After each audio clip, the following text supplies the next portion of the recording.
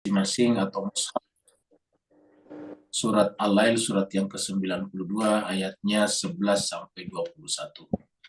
Surat 92 ayatnya 11 sampai 21. Dan kepada Ustazna Ustaz Safi Soleh kita persilahkan dengan segala hormat. Fadhil Ustaz. Syukran Ustaz. Alhamdulillah. Assalamualaikum warahmatullahi wabarakatuh. Waalaikumsalam warahmatullahi wabarakatuh. A'udzu billahi minasy syaithanir rajim. Bismillahirrahmanirrahim. A'udzu billahi minasy syaithanir rajim. Bismillahirrahmanirrahim. Wa ma yughni anhu maluhu idza taradda. Wa ma yughni anhu maluhu idza taradda. Inna alayna lal huda wa inna lana lal akhirata wal ula. Inna alayna lal huda wa inna lana lal akhirata wal ula. فأنذرتكم نارا تلظى فأنذرتكم نارا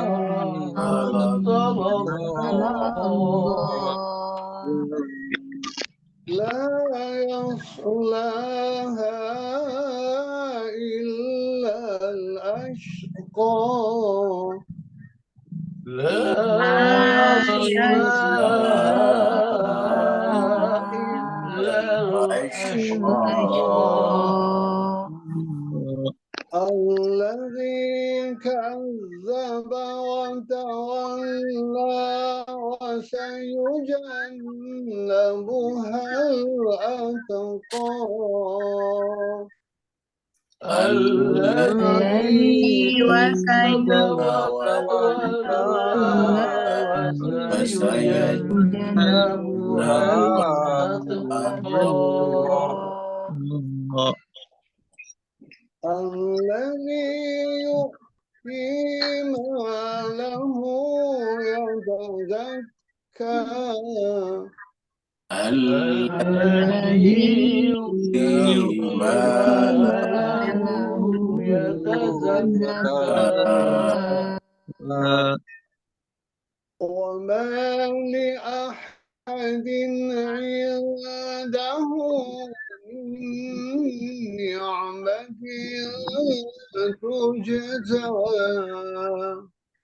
وما لأحد عنده من نعمة تجزى إلا ابتغاء وجه ربه الأعلى ولسوف يرضى إلا ابتغاء وجه ربه الأعلى ولسوف يرضى. صدق الله العلي العظيم. صدق الله العلي العظيم. اللهم salli wa sallim wa zid wa barik ala rasulillah wa alihil athhar ala rasulillah wa alihil athhar. Allahumma salli ala Muhammad wa ali Allahumma salli ala Muhammad wa ali Muhammad. Kita aturkan terima kasih yang sebesar-besarnya kepada Ustadz Safi Soleh yang telah memandu kita membaca ayat-ayat suci Al-Quran. Semoga Allah SWT mengirim malaikat kepadanya bersaf-saf sampai kepada arasy Allah Subhanahu wa Ta'ala. Amin. Allahumma amin. Begitu juga Bapak Ibu semuanya, semoga dengan ikut membaca ayat suci Al-Quran, Allah SWT lazimkan lidah-lidah, tenggorokan-tenggorokan, dan tubuh Bapak Ibu sekalian dengan kitab suci Al-Quran, sehingga setiap saat Al-Quran adalah menjadi mindset Bapak Ibu semuanya. Kita teruskan surat Al-Lail kita, surat yang ke-92. Al-Lail ini sudah terkenal karena kita setiap hari Ramadan ada menghidupkan malam-malam yang disebut dengan malam Lailatul Qadar, sehingga disebut dengan Lailatul Qadar. Di Mekah, maka disebutlah dengan surat Makkiyah, jumlah ayat adalah 21 ayat. Tadi kita sudah baca dari ayat 11 sampai 21, dan berarti bahwa selesailah surat Al-Lail kita insyaallah pada petang hari ini. Terakhir kemarin kita sampai di ayat yang ke-9 dan 10. Ini adalah kelanjutan atau sambungan dari ayat sebelumnya. Jadi ada dua lagi jenis manusia. Selalu manusia terbagi dua. Kalau tidak menyebutnya secara umum kanan atau kiri, menyebutnya ke atas atau ke bawah, fujuraha wa taqwaha, atau menyebutnya toga, dan satunya lagi adalah khafa. Jadi wa amman toga wa ataral hayata dunya. Di ayat lain wa amman khafa maqama rabbi, itu selalu dua. Nah, di sini di surat Al-Lail ini dua lagi. Yang pertama adalah fa amman a'ta wattaqa.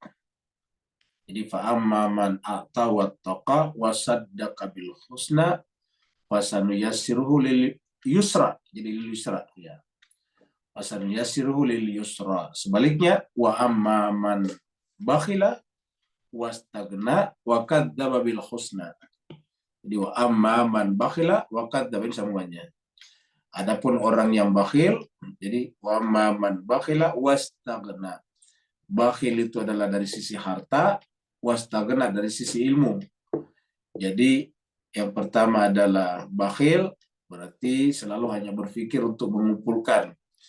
Bahkan milik orang lain pun juga iri hati terhadapnya. Bakhil itu rata-rata iri hati kepada orang yang lebih banyak daripada dirinya, lebih banyak hartanya. Yang kedua istighna, wastagna. Wastagna itu merasa cukup ilmunya dan tidak mau belajar lagi. Ketika bakhil dan istighna, inilah perkara yang sangat besar. Kenapa? Karena bakhil sendiri adalah penyakit hati, sedangkan untuk mengobati penyakit hati itu harus dengan belajar, terutama belajar Al-Quran. Nah, Al-Quran adalah syifa. Wa nazzil minal Qur'ani ma huwa syifaa'un wa rahmatul lil mu'minin. Syifa terhadap apa? Syifaun lima fis sudur, obat terhadap apa yang ada di dalam jiwa. Nah, tapi kalau sudah tidak membaca Al-Quran, tidak mau ikut menyimak atau membaca Al-Quran secara runtut dan mengkajinya, mentadaburinya, ya tentu penyakit bakhilnya tidak akan pernah sembuh. Nah, ini yang kita katakan perkara yang sangat besar. Dan kalau itu sudah terjadi, akan berlanjut dengan wakadzdzaba bil husna. Dia akan mendustakan apa yang disebut dengan insan-insan suci ataukah kesempurnaan. Jadi dia tidak pernah lagi berbicara bahwa manusia itu sebetulnya semuanya mempunyai keinginan untuk menyempurna. Kalau ada keinginan untuk menyempurna, kan kita berarti melangkah meninggalkan hal-hal yang buruk kepada hal-hal yang baik. Yang namanya menyempurna itu kan bergerak dari kurang sempurna menuju kepada yang lebih sempurna atau yang sempurna. Nah, berarti kan ada gerak, ada safari rohani namanya. Nah, ketika dia mendustakan itu, maka ya udahlah. Yang terjadi adalah ini dia. Yang terjadi adalah sanuyassiruhu lil usra. Maka dia akan dimudahkan jalannya menuju kepada kesulitan. Jadi makanya ada orang yang sudah banyak sekali hartanya, tapi kerjanya mengeluh, mengeluh, dan mengeluh. Apa sebabnya? Karena persoalannya bukan pada harta, bukan pada keluarga, bukan pada lingkungan, bukan pada pekerjaan dan bisnis, tapi masalahnya pada diri kita masing-masing. Inilah yang dulu kita sebut dengan orang yang tidak selesai pada dirinya, tidak akan pernah merasakan kebahagiaan. Karena yang merasakan kebahagiaan itu diri kita. Sedangkan kalau diri sendiri bermasalah, apapun yang diberikan kepadanya tidak akan pernah merasa bahagia. Kita teruskan. Kita teruskan dengan ayat 11 ya. Nah, di sini adalah ilustrasi harta bendanya bertambah terus. Ini kalau dalam chart seperti ini hijau terus berarti bertambah terus hartanya. Tetapi jemaah sekalian berbahagia, harta yang bertambah terus atau apapun yang bertambah terus kalau tidak disertai dengan kurbatan kepada Allah, maka apapun yang bertambah, entah harta, entah kapabilitas, entah ilmu, semuanya hanya menjadi hijab. Kenapa? Karena kalau tidak mendekatkan kepada Allah kan berarti semakin menjauh. Berarti tetap ada dinding, tetap ada hijab, tetap ada tirai. Sehingga Allah berfirman, "Wa ma yughni anhu maluhu idza taradda." Yang seperti ini tidak akan mencukupi ini. Ma yughni, jadi tidak akan mencukupi, tidak akan memberikan efek ini. Kita artikan ini tidak memberikan efek ya, kepadanya, kepada dirinya, apanya? Harta bendanya ini, harta benda ya. Wa ma yughni anhu maluhu, tidak akan berefek pada dirinya harta bendanya, terutama apabila kita sudah kembali. Taradda ini kembali kepada Allah SWT. Apabila kita sudah kembali, ini diartikan dengan binasa di sini ya. Jadi kita artikan saya kembali. Jadi apabila kita sudah kembali kepada Allah dalam pengertian hakiki, misalnya dalam pengertian meninggal, ya maka otomatis harta tidak berguna lagi.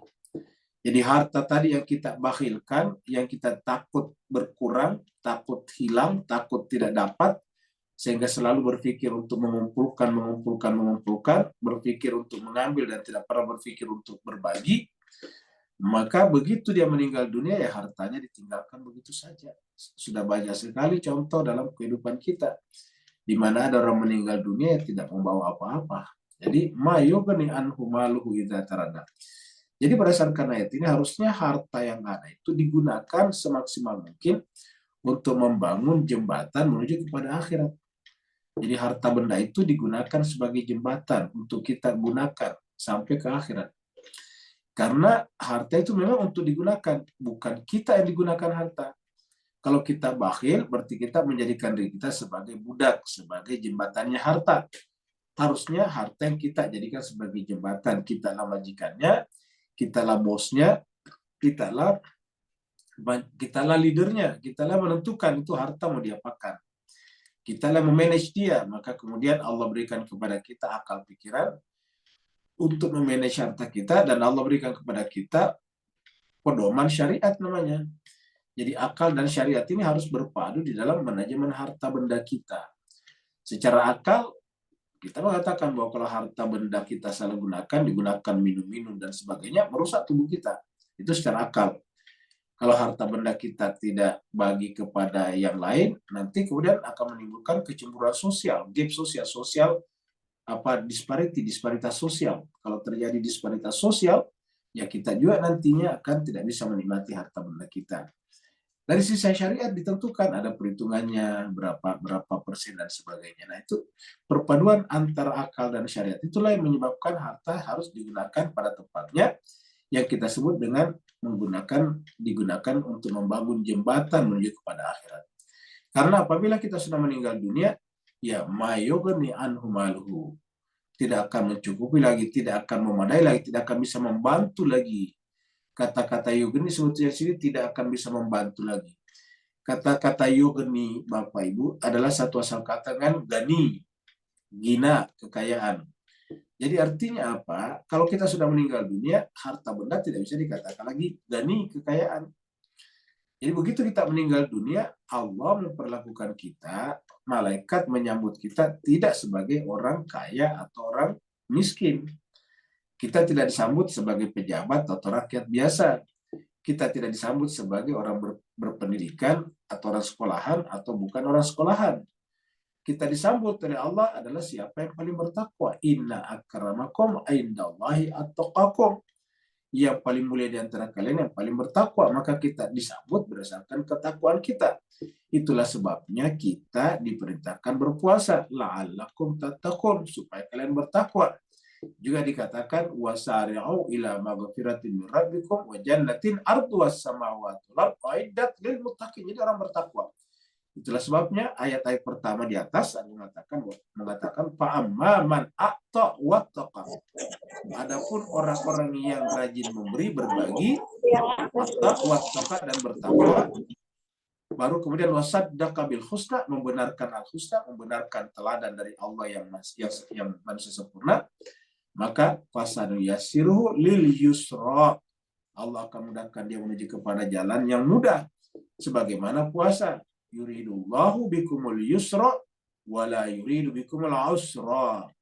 Allah menginginkan kalian dengan puasa ini kemudahan, bukan kesulitan. Cuma memang belajar itu butuh kemampuan untuk melawan diri kita. Disitulah sedikit kesulitan kelihatannya. Maka berkatalah, berfirmanlah Allah, inna ma'al usri yusra. Untuk mendapatkan kemudahan itu harus kita memaksa diri kita sendiri. Karena siapa yang tidak ingin memaksa dirinya untuk belajar, berarti tidak ada keinginan untuk mengobati dirinya sendiri. Siapa yang tidak ada keinginan untuk mengobati dirinya, meningkatkan kapabilitas pribadinya, berarti sama dengan membiarkan dirinya di dalam kezaliman. Jadi Allah mengatakan, wa ma yughni anhu malu iza taradda. Harta bendanya tidak akan membuatnya lagi kaya di sana. Tidak akan diperhitungkan lagi di sana berdasarkan harta benda. Apabila kita kembali kepada Allah.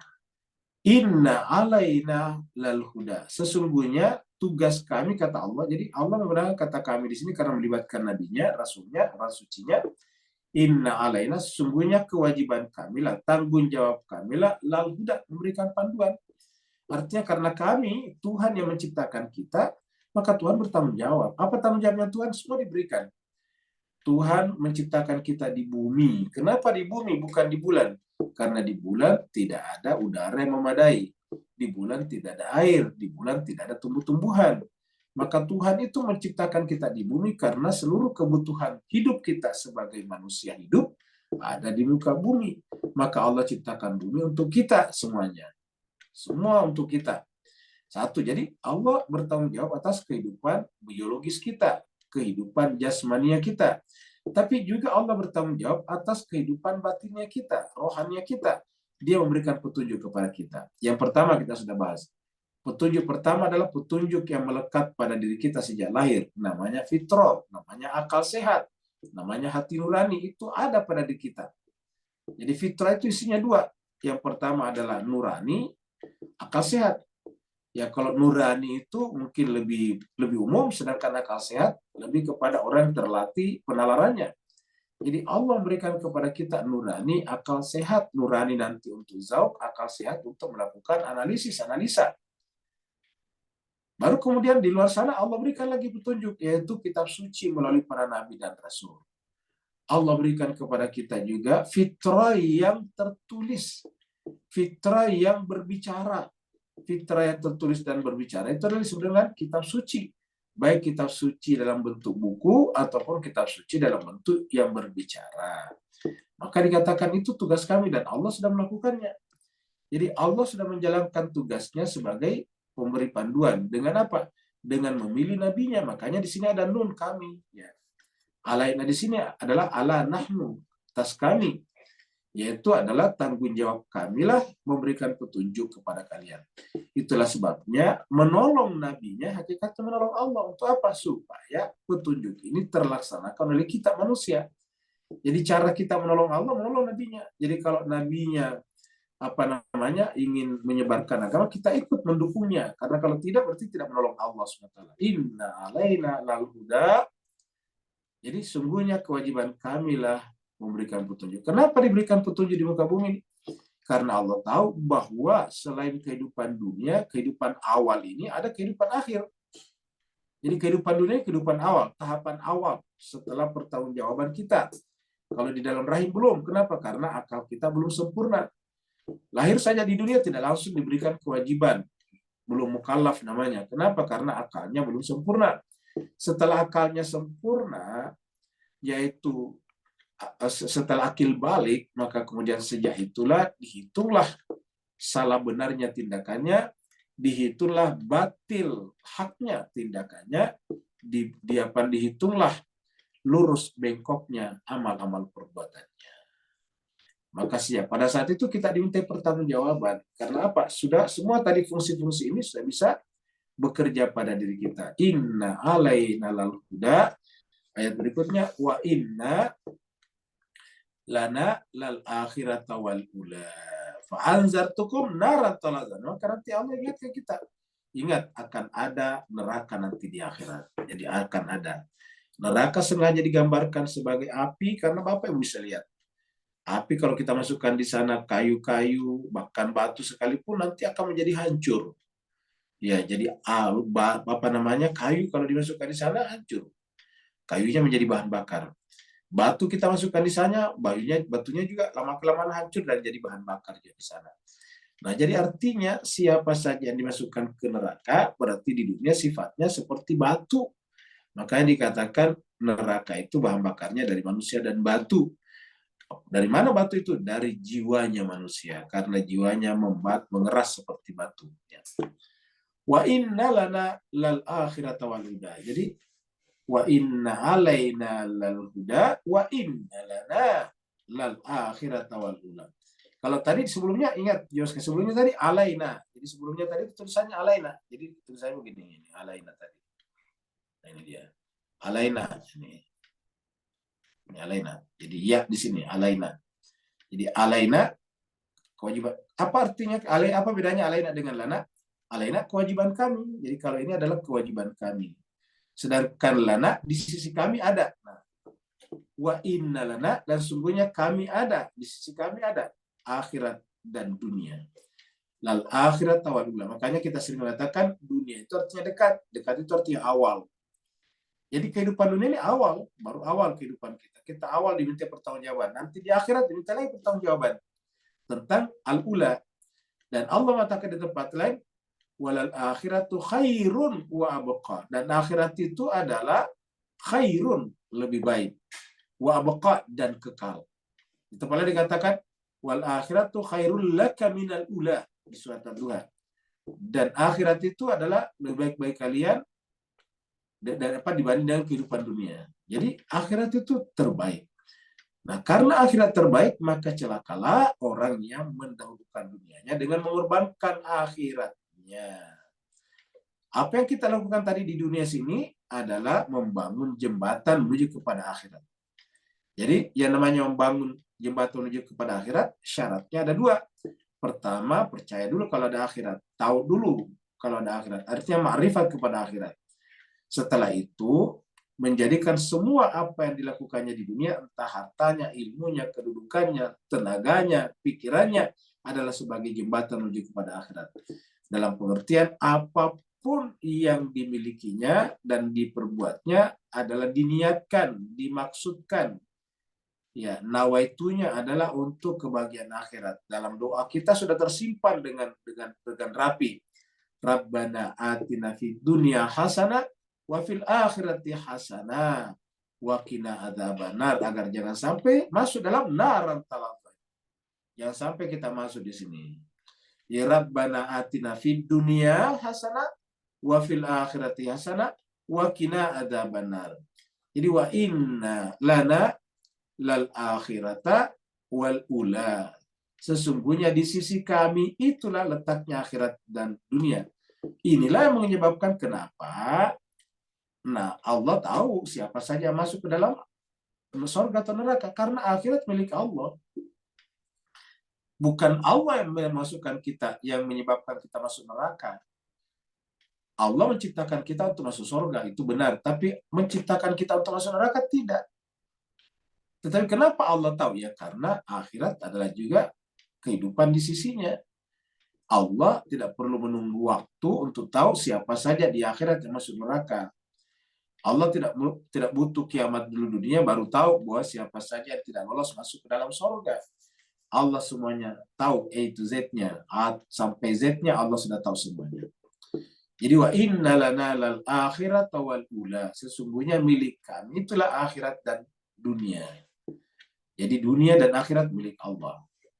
Maka kemudian karena kami tahu hakikat akhirat dan dunia, maka di dunia ini fa'anzartukum, aku mengingatkan kalian. Anzartu tu-nya ini adalah Allah, ini tu ini aku. Ya, ini tu ini adalah anak. Jadi ini adalah fi'il madhi yang pelakunya adalah anak, mutakallim. Fa'anzartukum, aku telah mengingatkan kalian tentang naran talazza, tentang api yang talazza, apinya berkobar, tidak henti-hentinya menyala-nyala. Ya. Nah, kata-kata anzartu, aku telah mengingatkan kalian ini selalu berkaitan dengan akhirat. Anzartu. Ya, kita lihat, masih ingat surat dulu, surat An-Naba. Ya, kita lihat surat An-Naba di sini. Kita dulu pernah lihat surat An-Naba, ya. Surat An-Naba itu adalah surat 78, surat Amma Yatasaalun. Surat 78 ini ya. Ayatnya paling ujung 40. Inna anzartukum. Sungguhnya kami anzartukum telah mengingat, anzarnakum, bukan anzartu ya. Inna anzarnakum. Ya, kalau tadi anzartukum sama saja. Kenapa? Kalau anzartukum pelakunya Allah, kalau ini anzarnakum Allah dan nabinya. Kenapa? Allah memang mengutus nabi dan rasul, maka menggunakan kata na di sini, nahnu. Sama-sama mutakalim, satu mutakalim tunggal, satu mutakalim jamak. Inna anzarnakum. Sungguhnya kami. Nah, ini adalah berarti mutakalim jamak. Inna anzarnakum, sungguhnya kami telah mengingatkan kalian tentang apa? Adzaban qariba, tentang azab yang dekat. Ya. Inna anzarnakum adzaban qariba. Kalau di sini tadi inna anzarnakum atau inna fa'anzartukum naran talazza. Fa'anzartukum naran talazza.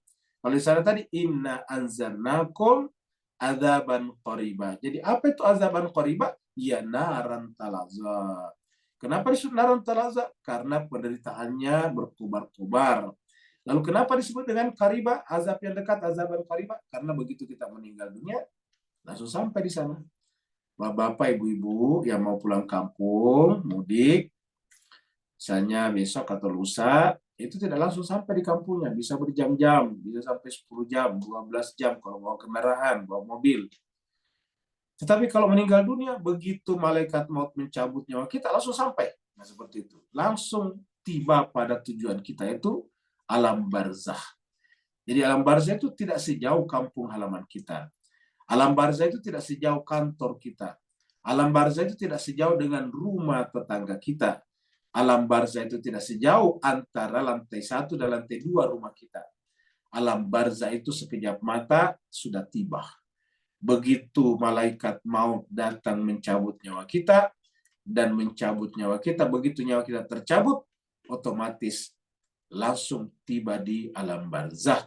Maka disebutlah tadi di dalam surat An-Naba, inna anzarnakum adzaban qariba, dan ternyata adzaban qariba itu adalah sama dengan ketika Allah berfirman, fa anzartukum naran talazza.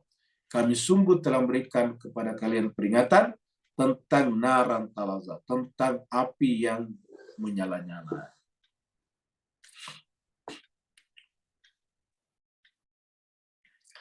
Ini adalah ilustrasi orang yang celaka. Karena kita akan jumpa dengan kata celaka di sini. Kenapa celaka? Ya, kita lihat di sini jemaah sekalian. Ya, dia masuk dalam api yang menyala-nyala, yang berkobar-kobar tadi, naran talazza, dan tidak akan pernah lagi keluar daripadanya. La yaslaha, tidak akan masuk ke dalam neraka itu. Jadi haknya di sini, haknya di sini adalah neraka. La yaslaha, tidak akan memasukinya, masuki neraka itu illa kecuali. Jadi artinya tidak ada orang masuk dalamnya kecuali namanya celaka. Ya. Baik nerakanya tingkat bawah, tingkat menengah, tingkat atas, sama saja orang celaka. Kenapa celaka? Karena di tubuhnya, di dalam dirinya sudah diberikan fitrah oleh Allah, kebutuhan-kebutuhannya dipenuhi oleh Allah, kemudian dikirimkan lagi kepadanya kitab suci, baik yang berbicara ataupun yang tertulis. Bahkan sekarang kitab suci download dengan gratis, dengan percuma ke dalam platform, ke dalam handphone kita, karena sudah berbentuk platform, aplikasi. kita bisa mengunduh, kita bisa mendownload begitu banyak aplikasi Quran dan rata-rata tidak berbayar, bukan gratis. Jadi mas kayak terbalik, tetapi berapa orang yang baca Al-Quran? Ya, kalau tahu yang baca Al-Quran mungkin hanya membaca saja supaya dapat pahala. Tetapi mentadaburinya, mentafakuhinya itu sangat sedikit. Padahal Al-Quran itu untuk ditadaburi, ditafakuri, dan ditafakuhi. Tafakur dari kata fikih, diperdalam, tafakur direnungkan, dianalisis hubungannya satu sama lain. Seperti tadi kita menghubungkan satu kata dengan kata yang lain. Menggunakan tadi kata anzara yunziru. Jadi anzartukum, anzarnakum, itu anzara, peringatan. Kenapa? Karena Al-Quran itu jauh sebelum adanya internet, itu hubungannya satu sama lain sudah menggunakan relasi internet, relasi networking namanya, ada linkage. Jadi misalnya kita menggunakan kata-kata yasla. Yasla ini dari kata sholat yasla. Ini terlink dengan kata sholat. Ya. Terlink, linkage, ada linknya, terhubung. Sekarang Bapak Ibu sekalian kalau membaca artikel di online, di screen, di layar, dengan menggunakan internet, maka di sana nanti kalau ada yang penting pasti ada berwarna biru. Berwarna biru itu kalau kita pencet langsung mengantarkan kita kepada alamat webnya tersebut. Ya. Kita langsung ketemu dengan alamat websitenya, artikelnya. Sehingga kita dari satu tulisan saja yang pendek bisa kita berkeliling ke berbagai tempat. Apa sebabnya? Karena dia akan linkage, dia ada networknya. Satu warna biru itu pasti terhubung dengan linkage yang lain. Nah, itu terjadi sekarang sehingga kita sekarang belajar itu enak sekali kalau di komputer. Kita ambil satu saja artikel pendek, satu subjek. Katakanlah misalnya kesehatan. Nanti di situ terhubung saya dengan obat kolesterol. Masuk kolesterolnya di situ berwarna biru, kita pencet. Apa itu kolesterol?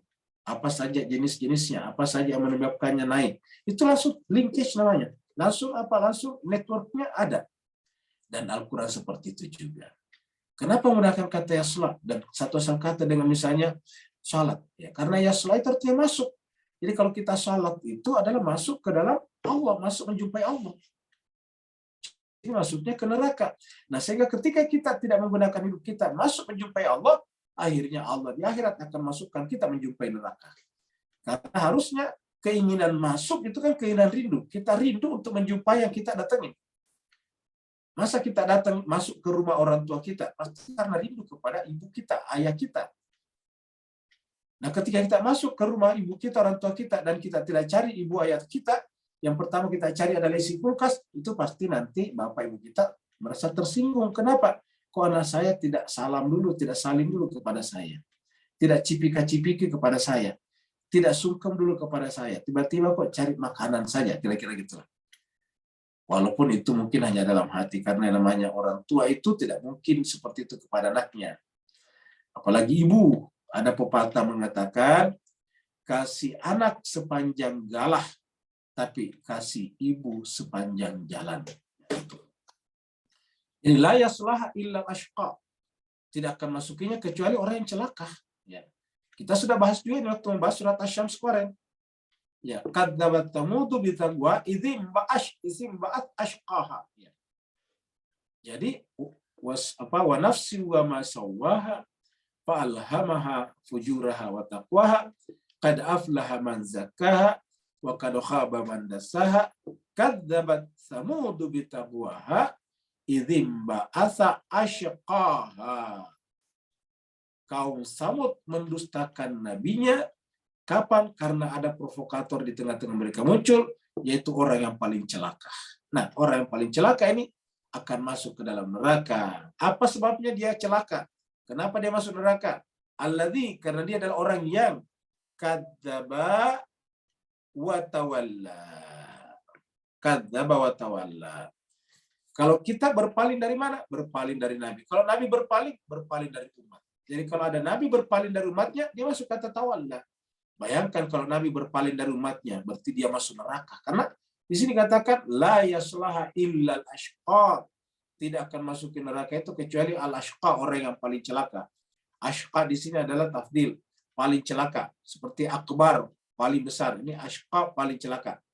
Siapakah mereka itu? Orang yang kadzaba, mendustakan siapa? Seperti tadi, mendustakan Nabi Saleh kalau di surat Asy-Syams tadi. Kadzabat Samudu bitabwaha idzim ba'ats ashqaha.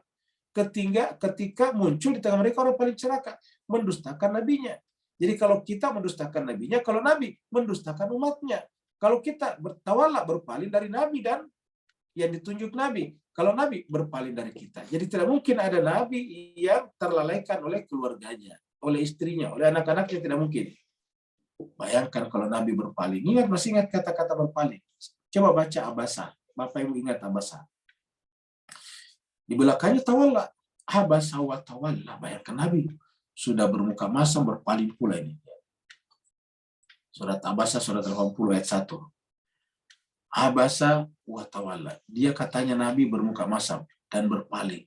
Sedangkan di sini dikatakan bahwa la yaslaha illal ashqa. Tidak akan memasukinya kecuali orang paling celaka. Siapakah dia itu? Alladzi kadzdzaba wa tawalla. Yaitu orang mendustakan kebenaran wa tawalla dan berpaling daripada kebenaran tersebut. Nabi itu adalah pembawa kebenaran. Dan orang yang ingin mencari kebenaran, tidak mungkin Nabi mendustakannya, apalagi berpaling daripadanya. Jadi ini adalah orang paling celaka. Kadzdzaba wa tawalla. Jadi yang mendustakan tawalla. Dan ini kata kadzdzaba ini berkali-kali disebutkan dalam Al-Quran. Wailul yaumaidil lil mukadzibin. Pernah kita bahas itu berkali-kali, sampai 10 kali muncul dalam surat Al-Mursalat. Wailu yaumaidil lil mukadzibin. Celakalah pada saat itu orang yang mendustakan agama, mendustakan kebenaran. Ara'aital ladzi yukadzibu biddin. Fadzalikal ladzi yad'ul yatim wa la yahuddu ala ta'amil miskin. Itu termasuk al-mukadzib, mendustakan agama, orang mendustakan agama. Jadi kata kadzdzaba ini banyak sekali kita temukan. Jadi alladzi kadzdzaba wa tawalla. Karena banyaknya kata kadzdzaba, bukan kadzdzaba, ini kadzdzaba berarti z-nya ini kan di tasydid. Tasydid itu berarti double. Jadi z-nya di sini 2, double. Sedangkan kalau dibaca kadzdzaba, dusta saja, tidak mendustakan, itu cuma 1. Itulah sebabnya pernah kita sampaikan bahwa surat Al-Baqarah itu ada yang membaca dengan qiraat yukadzibu. Karena ada di situ kata-kata wa minan nasi may yaqulu amanna billahi wa bil yaumil akhir wa ma hum bimu'minin yukhadi'una Allah wal ladzina amanu wa ma yakhda'una illa anfusahum wa ma yashurun fi qulubihim maradun fazadahumullahu marada wa lahum adzabun alim bima kanu yakdzibun. Jadi yakdzibun, ada yang membacanya yukadzibun, ya, gitu. Jadi adzabun alimun bima kanu yukadzibun. Ada yang bisa. Kenapa? Karena kadzdzaba ini pakai tasydid itu banyak sekali. Jadi alladzi kadzdzaba wa tawalla. Mungkin ada yang bertanya, kok kenapa ada 2 bacaan qiraat, bahkan ada 7 qiraat, 7 namanya. Jelas sebagai perbedaan-perbedaan bacaan itu karena satu ya di Arab itu berbeda-beda juga. Kayak kita juga Melayu Malaysia pasti agak beda dengan Singapura. Melayu Singapura agak beda dengan Indonesia. Jadi seperti itu. Kata-katanya kita ngerti tapi jarang dipakai misalnya. Di Indonesia sering dipakai, di Singapura jarang dipakai. Di Singapura sering dipakai, di Indonesia jarang dipakai. Di Indonesia sering dipakai, Malaysia jarang dipakai. Seperti itulah. Tapi kata-katanya kita kenal. Nah, begitu lihat di Arab sebetulnya. Arab, Irak, Syria, Saudi itu ada yang berbeda-beda. Jadi itu yang menyebabkan. Yang kedua adalah ini yang paling penting, yaitu bahwa waktu Nabi dulu ada dan waktu pada saat Sayyidina Utsman itu memperbanyak Al-Quran, membentuk mushaf dan mushaf Utsmani, itu belum ada harakatnya Pak sekalian. Jadi jangan pikir ada harakatnya seperti ini. Harakat atau iskal namanya. Ya iskal harakat, tanda-tanda baca. Belum ada istilah fathah, belum ada istilah istilah tasydid, belum ada istilah dhamma, belum ada istilah kasrah, seperti itu juga sekalian. Jadi tidak ada. Nah, makanya kalau Bapak Ibu membuka manuskrip Al-Quran paling tua itu adalah polos. Polos saja, tidak ada tanda-tanda bacanya karena polos disebutlah orang dengan kitab gundul. Gundul itu kan polos, tidak punya rambut. Jadi kalau tidak punya rambut namanya gundul. Nah, tidak punya harakat-harakat ini tidak punya. Semakin ke sini semakin bertambah. Jadi semakin ke sini itu sebetulnya Al-Quran semakin bertambah sebetulnya yang tidak ada pada zaman Nabi. Awal-awal dulu ditambahin apanya? Harakatnya. Bahkan ada yang mengatakan tadinya tidak ada titiknya juga. Loh, dari mana dia tahu? Ya, orang Arab pasti tahu. Kalau begini pasti kata atau kata ya. Kalau begini pasti alladhi walaupun tidak ada titiknya. Gitu. Bukan pasti alladhi, pasti alladhi gitu. Jadi mereka tahu karena mereka punya bahasa. Jadi ada yang mengatakan buat titik-titik pun belakang diberikan. Seperti ya dikasih 2 titik, ba di bawah 1 titik, itu nanti belakangan. Baru kemudian tambah lagi harakat-harakat. Kalau Bapak perhatikan belakangan ditambah lagi. Ya, ditambah misalnya di depannya ada waw kecil. Untuk apa? Menunjukkan bahwa itu panjang, agak panjang. Kamu gitu. Itu belakangan tambahan. Bahkan belakangan dikasih warna-warni. Namanya Quran Tajwid. Nah, itu. Warna-warnanya berbeda-beda. Ya, tergantung dari hukum-hukum tajwidnya. Nah, jadi tambahan-tambahnya. Apakah itu salah? Tentu tidak. Karena itu memudahkan, menggampangkan kita yang bukan orang Arab untuk membacanya dengan intonasi yang benar seperti itu. Jadi tentu tidak salah karena itu bermanfaat bagi kita. Yang salah kalau dirubah tulisannya kadzdzaba dirubah jadi sadaqah kan gitu. Yang celaka ialah alladzi sadaqah, itu pasti salah. Tapi yang paling celaka adalah kadzdzaba, tapi yang berbahagia tadi di atas sadaqah bil husna itu cocok. Jadi alladzi kadzdzaba wa tawalla. Jadi tidak akan masuk ke dalam neraka itu kecuali orang yang paling celaka. Siapakah dia itu? Alladzi kadzdzaba wa tawalla, yang di dunia mendustakan kebenaran. Mendustakan kebenaran berarti mendustakan akal sehatnya, mendustakan nuraninya, mendustakan fitrahnya, dan berarti mendustakan dirinya sendiri. Wa tawalla, berpaling dari kebenaran, berpaling daripada Nabi dan Rasul, berpaling daripada kitab suci, berarti berpaling dari kita, dari nuraninya, berpaling dari akal sehatnya, berpaling daripada fitrahnya, dan berarti berpaling daripada dirinya sendiri. Jadi itu aja mas kalian. Lalu kemudian orang yang bertakwa. Orang yang bertakwa adalah orang yang selalu menjadikan Al-Quran sebagai rujukannya, referensi utamanya. Jadi siapa tadi yang bertakwa? Ya itu tadi. Siapa tadi yang celaka? Yang paling celaka ya neraka. Tapi yang paling bertakwa, wasayujannabuhal atqa. Haknya kemana? Ke neraka tadinya nih. Kan tadi ayatnya sebelumnya tadi mengatakan la yaslaha illal ashqa. Tidak akan masuki neraka yang menyala-nyala. Itu neraka itu yang dimaksud adalah naran talazza. Tidak akan ada yang masuki neraka yang menyala-nyala itu kecuali al-ashqa. Apa itu al-ashqa? Yang paling celaka. Kecuali orang yang paling celaka, al-ashqa. Kecuali orang paling celaka. Siapakah dia itu? Alladzi kadzdzaba wa tawalla. Sebaliknya kalau orang bertakwa, wa sayujannabuha, dan dia akan menjauhkan diri daripadanya. Siapa? Al-atqa, orang yang paling bertakwa. Al-atqa yang paling bertakwa.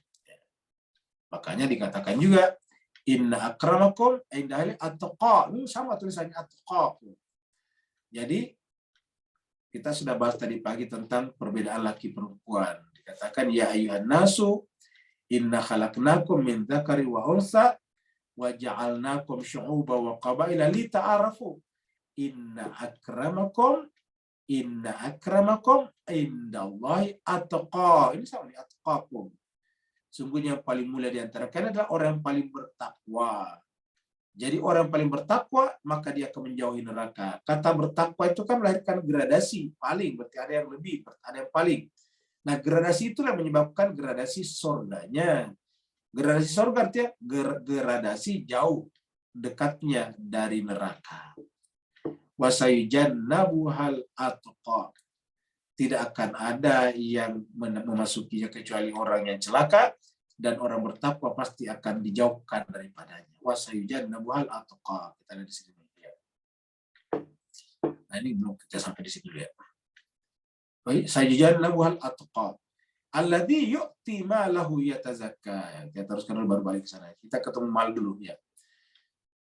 Jadi siapakah orang bertakwa ini? Ya, siapakah orang yang bertakwa ini? Kalau jadi ada dua, ada ashqa dan ada atqa. Kalau ashqa tadi yang paling celaka itu kenapa? Alladzi kadzdzaba wa tawalla. Sekarang al-atqa, Ya, jadi ashqa paling celaka dan atqa ya, paling celaka dan paling atqa. Siapakah atqa? Atqa ialah alladzi, sama-sama alladzi yu'ti malahu yatazakka. Nah, di sinilah kita lihat bahwa kalau kita mengeluarkan memberikan harta kita, niatnya bukan untuk mendapatkan imbalan-imbalan. Kita mengeluarkan harta ya Allah supaya saya sehat, boleh-boleh aja, tetapi tidak bukan itu yang paling penting. Berdasarkan ayat ini, orang bertakwa itu yu'ti malahu. Yu'ti itu artinya memberikan, menginfakkan. Di sini diterjemahkan bahwa sih mendermakan. Kalau di sini menginfakkan. Atayat itu memberikan, ya. Memberikan, mendatangkan kepada orang lain, itulah yu'ti. Atayat itu datang, ya. Jadi datang kepada orang lain dengan membawa hartanya. Itu namanya atayati, yu'ti, ata mendatangkan. Jadi alladzi yu'ti malahu, orang yang mendermakan, menginfakkan mal, ini malahu.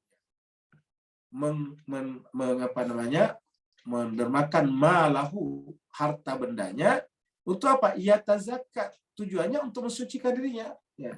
Makanya dari sini lahir kata zakat, zakat fitrah, zakat mal dan sebagainya.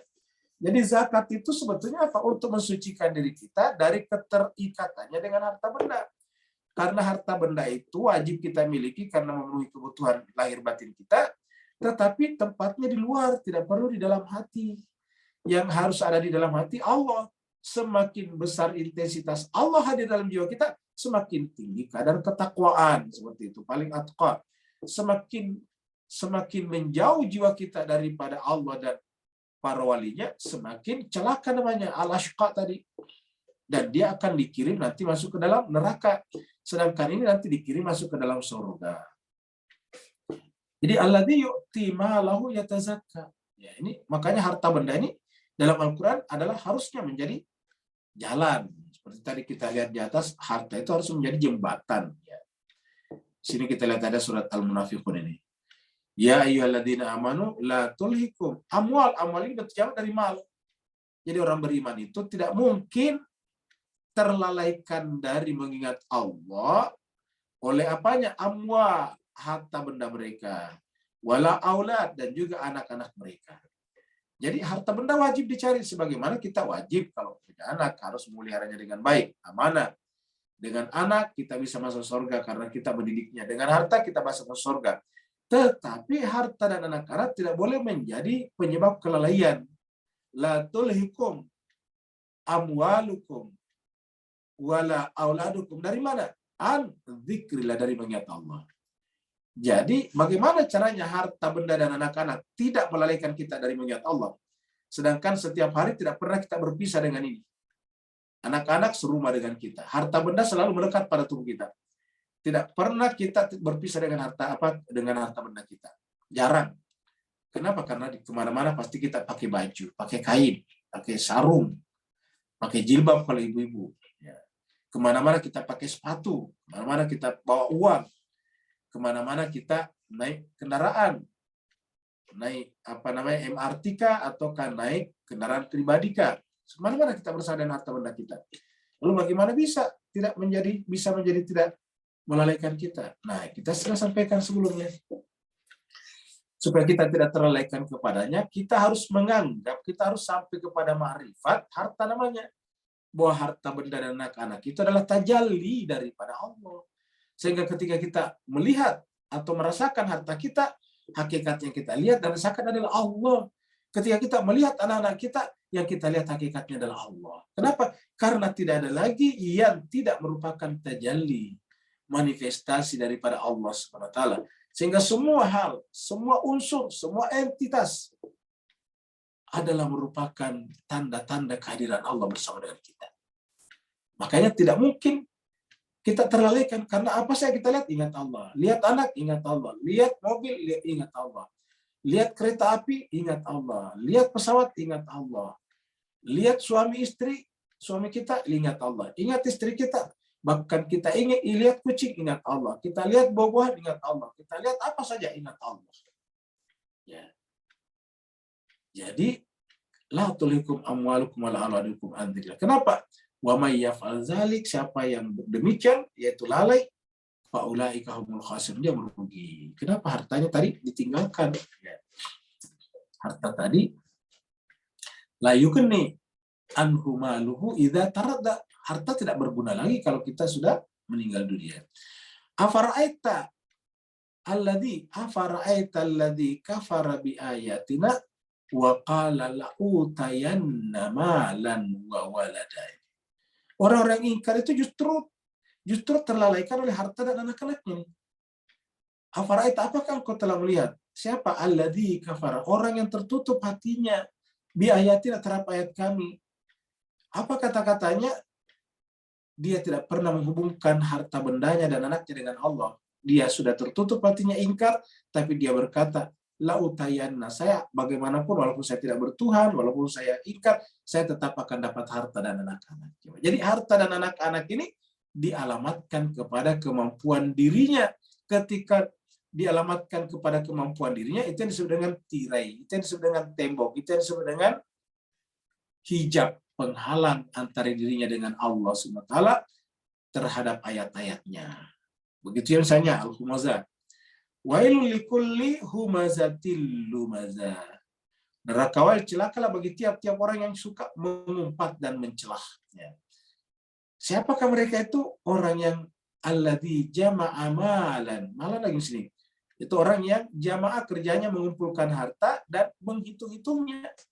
Jadi artinya yang ada di hatinya hanya harta dan bilangan-bilangannya saja. Tidak ada lagi Allah di sana. Yasabu annama lahu akhlada.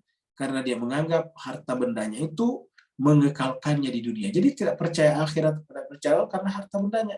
Jadi harta bendanya di sini menjadi hijab baginya. Semakin banyak jumlahnya, ini kan jumlah. Semakin banyak jumlahnya, semakin tebal hijabnya yang menghubungkannya dengan Allah Subhanahu wa taala. Seperti itulah Bapak Ibu jemaah sekalian. Kita kembali. Jadi wasayujannabuhal atqa. Jadi tadi naran talazza, api yang menyala-nyala, hanya akan dimasuki oleh orang yang lashqa. Alladzi yaslan nara, yaslaha, siapa lashqa? La yaslaha illal ashqa. Tidak akan masukinya kecuali orang yang paling celaka. Dan kemudian wasayujannabuhal atqa. Sebaliknya orang bertakwa pasti terjauh daripadanya. Apa ciri-ciri orang bertakwa? Bukan disebutkan salatnya saja di sini, bukan disebutkan puasa Senin Kemisnya, tapi terutama ini alladzi yu'ti malahu yatazakka, yaitu orang yang rajin mendermakan harta bendanya karena hendak mensucikan jiwanya. Alladzi yu'ti malahu yatazakka, yang mendermakan membagi harta bendanya yatazakka karena berniat untuk yatazakka, ini mensucikan jiwanya. Dari mana? Dari tadi kerak-kerak noda-noda harta tadi. Karena harta melekat pada jiwanya, padahal jiwa harusnya untuk Allah. Nah, jiwa sekalian coba lihat ini gambarnya hidup. Di luar sana kelihatan hujan, ini ada api, ini ada kopi yang mengepul. Ada buku yang terbuka. Kan kalau kita melihat saja seperti ini kan itu adalah kebahagiaan, kenikmatan pasti kalau kita lihat seperti ini. Di luar sana ada orang jalan pakai payung. Kenapa kita pakai payung? Karena yang namanya berwilayah itu sama dengan pakai payung. Berlindung dari sesuatu yang bisa mendatangkan mudarat bagi diri kita. Wa ma li ahadin indahu min nikmatin tujza. Wa ma li ahadin, tidak li ahadin seorang pun, indahu di sisinya, min nikmatin tujza, yang bisa memberikan kenikmatan. Lalu kemudian kepadanya lah kita harus mengabdi. Tujza kita artikan mengabdi. Kenapa kita mengabdi kepada Allah dengan harta yang diberikan kepada kita? Karena semua kenikmatan harta benda kepada kita itu dari Allah. Tidak ada buah-buahan kalau Allah tidak ciptakan kita di bumi. Coba kalau kita diciptakan di bulan, ya tidak ada apel di sana, tidak ada kiwi di sana, ya tidak ada kurma di sana. Bahkan kita mati di sana. Dan juga yang lebih tinggi lagi, nikmat yang paling tinggi lagi adalah kenabian, wilayah tadi. Jadi wa ma li ahdin indahu min nikmatin tujza. Bagi mereka tadi itu dia merasa tidak ada kenikmatan kenabian, tidak ada kenikmatan wilayah yang harus kita balas, yang karenanya kita harus berterima kasih, bersyukur kepadanya. Tidak ada. Jadi bagi dia tadi itu, ya harta bendanya dan anak-anaknya adalah karena kemampuan dirinya. La utiyanna malan wa walada. Seperti itu. Jadi wa ma li ahadin indahu min nikmatin tujza. Bagi orang seperti tadi yang paling celaka, maka tidak ada yang memberikannya, tidak ada Allah, tidak ada Tuhan berikannya. Tapi orang yang bertakwa, dia tidak punya apa-apa kecuali semuanya adalah merupakan kenikmatan yang harus dibalas. Jadi dibalik aja di maknanya ayat ini. Jadi kalau dia orang kafir tadi atau orang tertutup hatinya, dia menganggap tidak ada sesuatu, tidak ada Tuhan yang memberikan kepadanya. Dan karenanya tidak perlu ada Tuhan yang harus kita beribadah kepadanya. Tapi kalau orang bertakwa, tidak ada seorang pun juga sebetulnya memberikan kenikmatan kecuali bahwa kenikmatan-kenikmatan itu dari Allah, dan karenanya kita harus memberikan balasan dalam bentuk ibadah kepadanya, berwilayah kepadanya. Nah, inilah ujung-ujungnya adalah Allah Subhanahu wa taala. Jadi bagi orang yang bertakwa, yang dijunjung tinggi adalah Allah. Dialah awal dari segala-galanya dan memang dia adalah hakikat segala-galanya. Dia adalah merupakan hakikatul haqaiq. Semua selain dia hanyalah bayangan. Semua selain dia hanyalah fenomena. Semua selain dia hanyalah merupakan fata morgana. Segala sesuatu selain dia hanyalah merupakan pelangi saja. Yang kelihatan ada, padahal hakikatnya tidak ada. Karena yang ada hanya satu, yaitu Allah Rabbul Alamin. Illa bettigha wajhi rabbil a'la. Kecuali orang-orang yang mencari wajah Tuhannya. Illa, kecuali ya yang mencari wajah Rabbi, wajah Tuhannya yang maha tinggi, al-a'la ya. Illa bettigha wajhi rabbil a'la. Al-a'la ini adalah bentuk tafsir dari kata ala, tinggi. Ala itu adalah tinggi, aliyun maha tinggi. Karena Allah itu salah satu namanya adalah Ali wa huwal aliyul azim. Dan dia adalah Allah maha tinggi dari dan maha agung. Jadi illa bettigha wajhi rabbil a'la. Tidak ada yang diinginkan kecuali wajah Tuhannya. Tadi yu'ti malahu yatazakka. Memberikan hartanya untuk mensucikan jiwanya. Apa itu namanya mensucikan jiwa? Tidak ada lagi yang ada dalam jiwanya kecuali wajah Allah, kecuali ridhonya. Illa bettigha wajhi rabbi. Yang dicari adalah hadirnya wajah Tuhannya yang paling tinggi di mana? Di dalam jiwanya tadinya. Ya, makanya dia sucikan jiwanya agar wajah Tuhan yang paling tinggi itu bertajalli di sana. Kembali kepada tempatnya.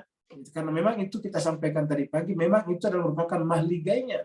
Itu adalah tahtanya, itu adalah kursi kebesarannya. Ketika Allah berfirman, fitrat Allah allati fataran nas 'alaiha la tabdila li khalqillah, itu tidak pernah berubah. Dan dengan menempatkan kembali Allah pada jiwa kita, maka kemudian barulah ad-dinul qayyim, zalika ad-dinul qayyim, itulah agama yang lurus. Sayangnya walakin aktsarun nasi la ya'lam, banyak manusia yang tidak memahami ini. Kalau Allah sudah hadir pada jiwa kita, wala saufa tarda, maka barulah kita mencapai kebahagiaan sejati. Tarda. Yarda karena orang ketiga ya. Illa bertiga kecuali orang yang mencari. Jadi ya dia. Wala saufa yarda. Maka pasti mereka atau dia akan ridho. Maksudnya siapa saja yang memberikan harta bendanya semata-mata karena ingin mensucikan jiwanya, agar di jiwanya itu bertajalli Tuhannya wajhi rabbil a'la, maka wala saufa yarda, dia akan mencapai derajat kebahagiaan sejati. Jadi kebahagiaan sejati bukan pada tas-tas branded. Kebahagiaan sejati bukan pada selfie-selfie. Kebahagiaan sejati bukan pada berselfie dengan orang-orang penting, public figure atau public figure misalnya. Kebahagiaan sejati bukan dengan mempertunjukkan ijazah-ijazah kita, sertifikat-sertifikat kita, kemampuan-kemampuan kita. Tetapi kebahagiaan terjadi ketika kita membersihkan jiwa kita dari berbagai macam noda-noda yang selain Allah, sehingga kemudian yang muncul nanti di sana adalah wajah Tuhan kita yang maha tinggi. Barulah muncul wala saufa yarda. Pertanyaannya, kok kenapa ini munculnya begini? Ingat surat ini apa namanya Bapak sekalian? Surat Al-Lail, malam. Kita sudah sampaikan bahwa kita itu pada dasarnya hidup dalam kegelapan. Supaya kita tidak gelap, kita butuh cahaya, kita butuh rembulan. Maka Allah berbicara tentang rembulan. Nah, dengan hadirnya cahaya, dengan kita berwilayah, bernaung di bawah cahaya itu, barulah jiwa kita menjadi keluar daripada kegelapan. Ketika keluar daripada kegelapan, maka barulah kita bahagia. Jadi tidak pernah orang bahagia kalau hatinya gelap. Dan yang menggelapi hati kita adalah apapun yang kita dahulukan selain daripada Allah. Termasuk tadi harta benda kita, anak-anak kita, atau siapapun juga, apapun juga. Maka itu pasti akan membuat kita hidup dalam kegelapan malam. Sama saja dengan menolak rembulan, berarti kita meniadakan rembulan selama-lamanya dalam suasana malam kita. Dan itu adalah gelap gulita. Ya. Dengan menghilangkan gelap gulita, barulah kita menjadi bahagia. Wala saufa yarda. Jadi al-lail, awalnya wal-laili iza yaghsha, ujungnya adalah illa batigha wajhi rabbil a'la wala saufa yarda. Jadi kecuali orang-orang yang mengusir kegelapan hatinya dengan menghadirkan wajah Tuhan yang paling tinggi, maka dialah yang akan mencapai kebahagiaan sejati. Terima kasih atas perhatian Bapak Ibu sekalian. Mohon maaf atas segala kekurangan. Yang mau bertanya dipersilakan. Waalaikumsalam. Waalaikumsalam. Suaranya Pak Kamal duluan ya. Jadi Pak Kamal dulu. Afan. Ini Ustaz, ayat-ayat tentang sedekah, infak, zakat mungkin jelas ya. Kemudian ada humus, Ustaz. Mohon bicara sedikit tentang humus, Ustaz. Afan Ustaz, Quran. Baik, terima kasih banyak Pak Kamal. Jadi jemaah sekalian, di masyarakat Islam kita ini jarang mendengarkan kata humus. Dan jarangnya kita mendengarkan kata humus menunjukkan bahwa kita memang jauh dari Al-Quran. Lagi-lagi seperti yang dikatakan Allah, dalam ayat dikatakan Rasul dalam Al-Quran, dalam firman-Nya Allah, apa Rasul berkata, wa qala Rasul, dan Rasul berkata, ya Rabbi, wahai Tuhanku, inna qaumi, sungguhnya kaumku, ittakhadhu, menjadikan hadzal Quran mahjura, menjadikan Al-Quran mahjur. Begitu kita bicara humus, langsung katakan apa pula itu humus, karena kita sudah terbiasa dengan hanya zakat saja, infak saja, seperti dikatakan Pak Kamal tadi. Tapi humus jarang sekali umat Islam kita mendengar. Padahal ini ada di Quran. Mari kita lihat surat Al-Anfal, ya. Ini kita lihat surat Al-Anfal. Surat yang ke-8, ya. Al-Anfal, ayatnya 41. Ini 41 ya. Ini dia. 41. Ya. Jadi surat 8, 41. Jadi Bapak Ibu yang belum mendengarkan kata humus bisa buka surat 8, 41. Jadi ini ada di Quran, tapi kok kenapa kita asing ya? Padahal setiap saat kita baca Quran. Itu menunjukkan bahwa kita tidak tadabbur sebetulnya. Allah mengatakan wa'lamu, dan ketahuilah. Catatlah, camkanlah, ingatlah baik-baik. Annama, bahwasanya ghanimtum, apa saja yang kalian dapatkan, apa saja yang kalian peroleh. Ya, walaupun sebagian orang mengartikan rampas. Ini kata rampas tidak bagus. Rampas itu pekerjaan kurang bagus. Rampasan perang tidak bagus. Kita sudah sampaikan di sini terjemahan bahasa Indonesia, nggak tahu kalau di Malaysia dan Singapura. Kalau di Indonesia Pak, Ghanimah itu diterjemahkan dengan rampasan perang. Kata rampas itu kan tidak bagus, Pak. Merampas itu artinya mengambil paksa. Ya. Yang benar adalah sitaan perang. Disita, kalau disita itu artinya diambil karena yang bersangkutan itu telah menggunakan hartanya untuk merusak negara. Disita namanya. Ya. Kalau dirampas itu di tengah jalan, kayak kita ngerompak. Nah itu rompak itu merampas harta orang.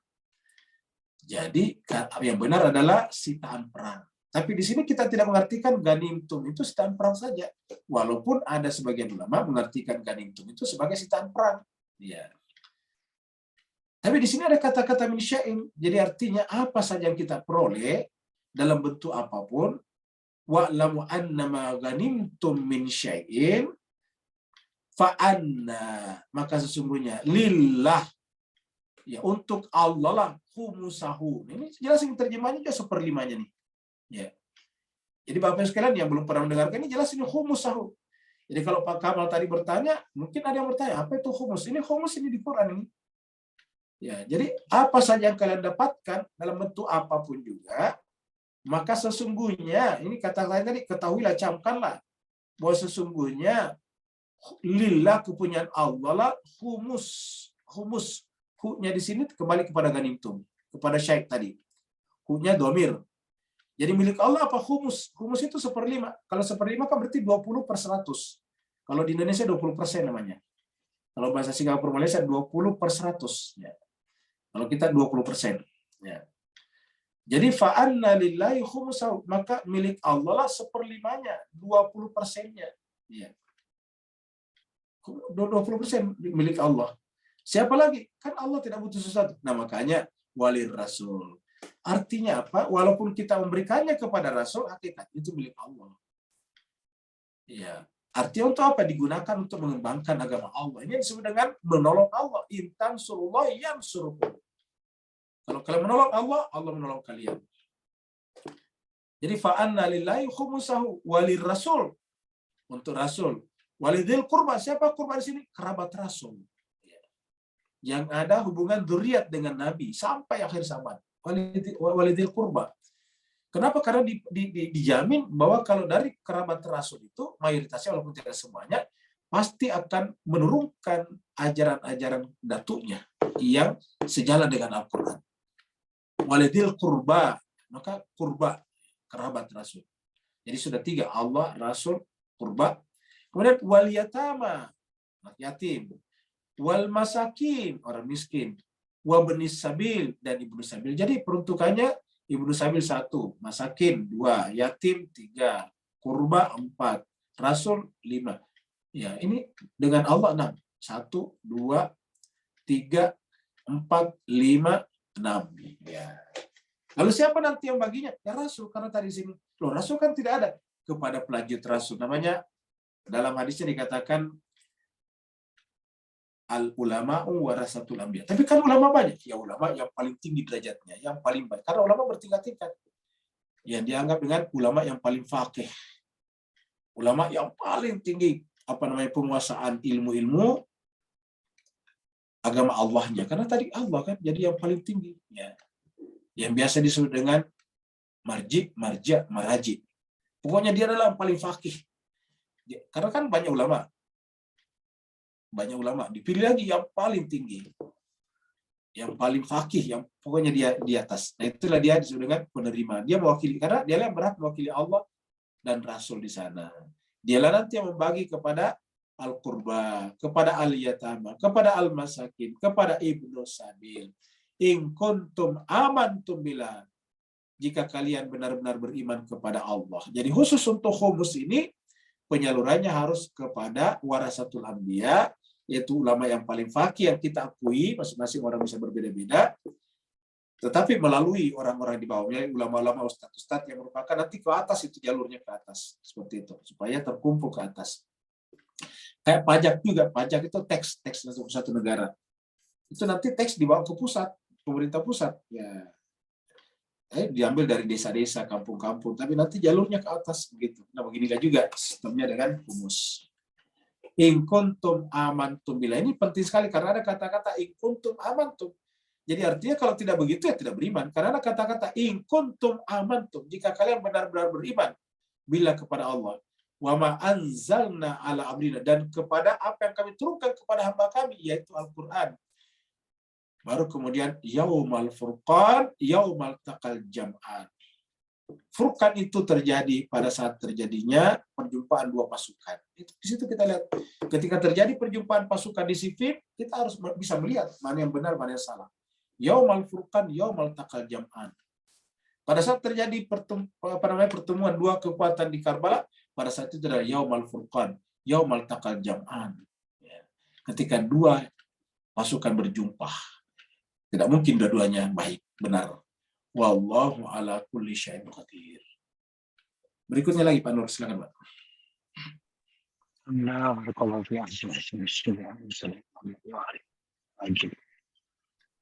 Bismillahirrahmanirrahim. Ustaz, sisi Irfani Sambung Suluk untuk malam-malam qadar.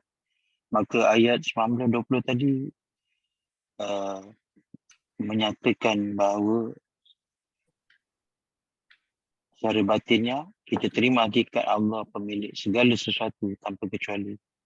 Maka mafhum mukhalafahnya bermakna siapa yang jiwanya berjaya memiliki Allah, maka berarti itu persis dia berjaya memiliki segalanya tanpa perlukan syurga, bidadari dan sebagainya. Beri teguran dan pencerahan Ustaz. Afwan. Barakallahu fiik. Baik, jadi jemaah sekalian berbahagia, jadi mafhum mukhalafah itu artinya yang bisa dipahami dari sebaliknya. Jadi siapa yang menjalankan ayat 19 tadi di sini, tidak ada lagi selain daripada Allah, wa ma li ahadin indahu min ni'matin tujza, kemudian kecuali yang satu itu adalah wajah Allah yang kita cari, kita hadirkan pada diri kita, maka ayat 21 wala saufa yardha. Inilah yang kemudian digambarkan di dalam Al-Quran dengan berbagai macam istilah seperti sorga, bidadari. Kita ingat, kita pernah sampaikan bahwa bidadari juga ada. Jadi wildan, jadi ada wildan, ada bidadaranya juga.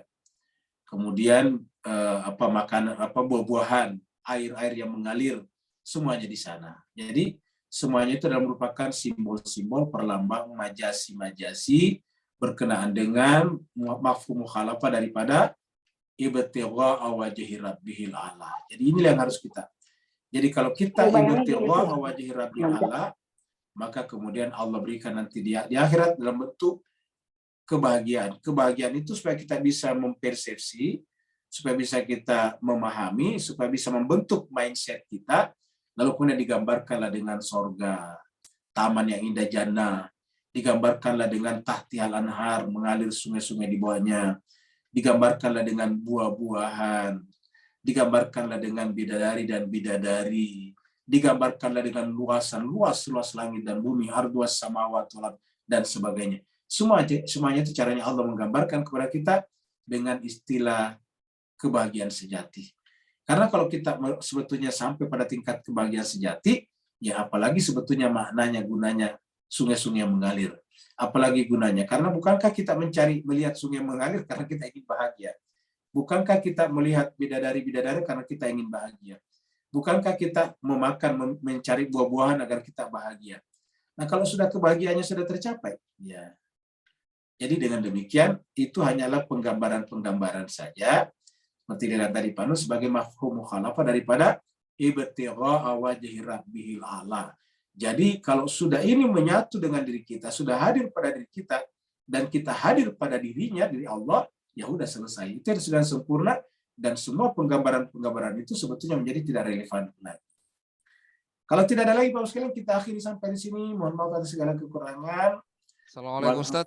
Waalaikumsalam, silakan Ustaz Tauhidin. Silakan Ustaz. Saya selalu di belakang ini. Silakan. Mohon maaf Ustaz. Ya. Saya sedikit soal zakat ini Ustaz ya. Ya. Ini kan lagi karena sudah mau akhir-akhir puasa ya. Itu biasanya ini yang sering jadi perdebatan. Kalau zakat fitrah dan zakat itu tidak ada problem, tidak ada ikhtilaf soal itu. Yang jadi problem ini di tengah-tengah masyarakat itu ada zakat mal. Dalam zakat mal ini kan ada juga dikenal dengan zakat penghasilan gitu. Yang sekarang ini jadi rame saya lihat datanya, yaitu harus keluar 2,5% gitu.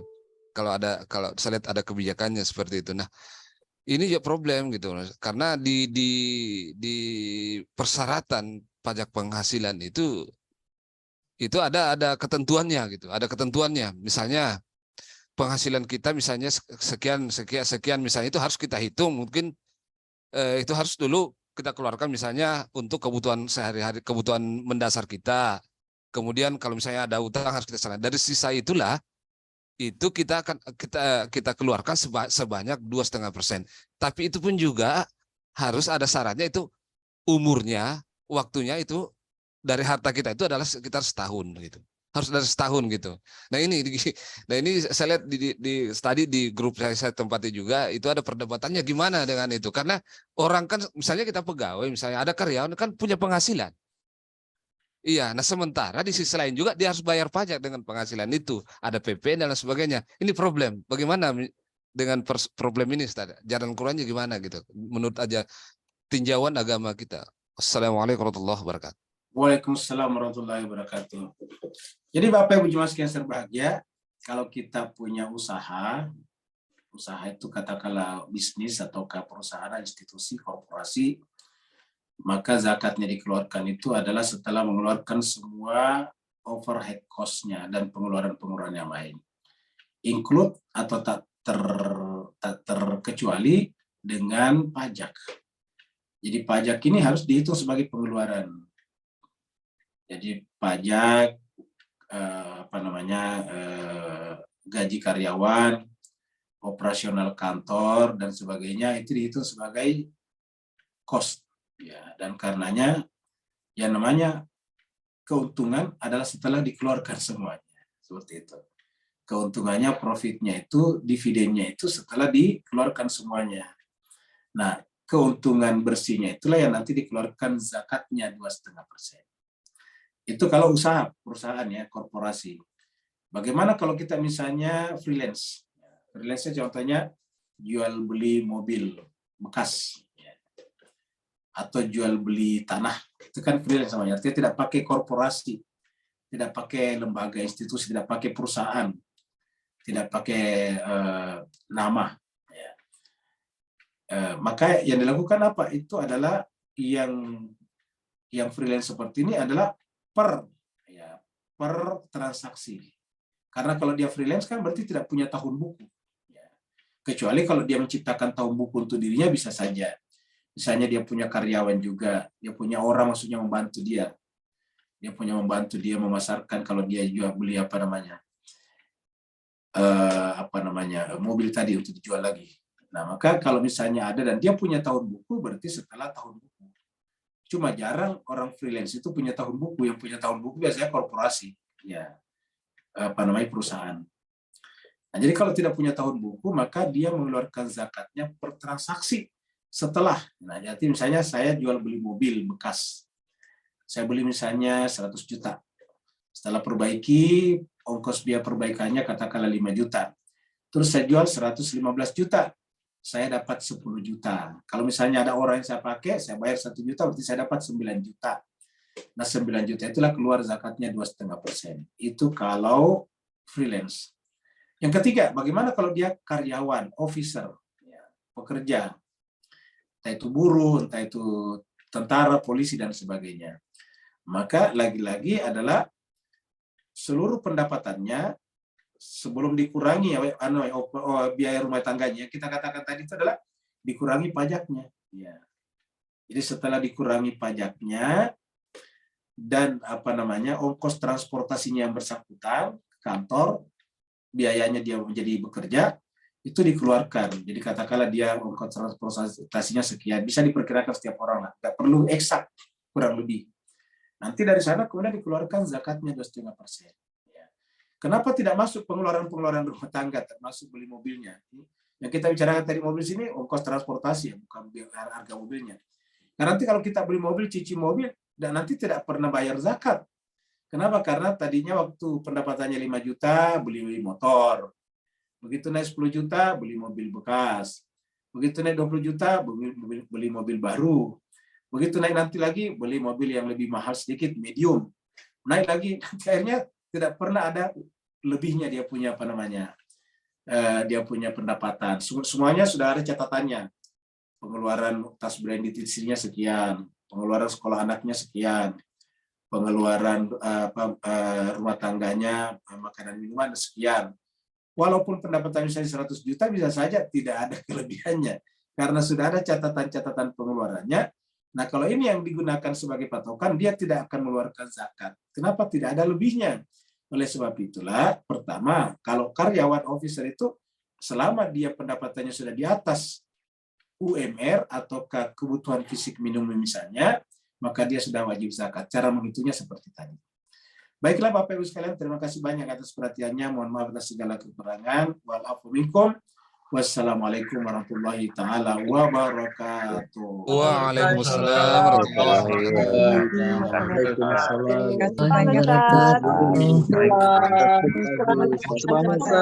para jamaah semua. Selamat berbuka puasa, yang pengen buka puasa cepat ya. Makasih Ustaz. Assalamualaikum warahmatullahi wabarakatuh. Waalaikumsalam warahmatullahi wabarakatuh. Alhamdulillah. Sama-sama Pak Kamal. Sama-sama. Ustaz. Assalamualaikum. Syukur kasihan Ustaz. Sama Pak Nir. Assalamualaikum warahmatullahi wabarakatuh. Ustaz. Waalaikumsalam warahmatullahi wabarakatuh dan selamat berpuasa di Papua sana. Pak Rup, Ibu Astos, Pak Aswandi yang lain, saya juga duluan ya. Buat saya Ya, jawab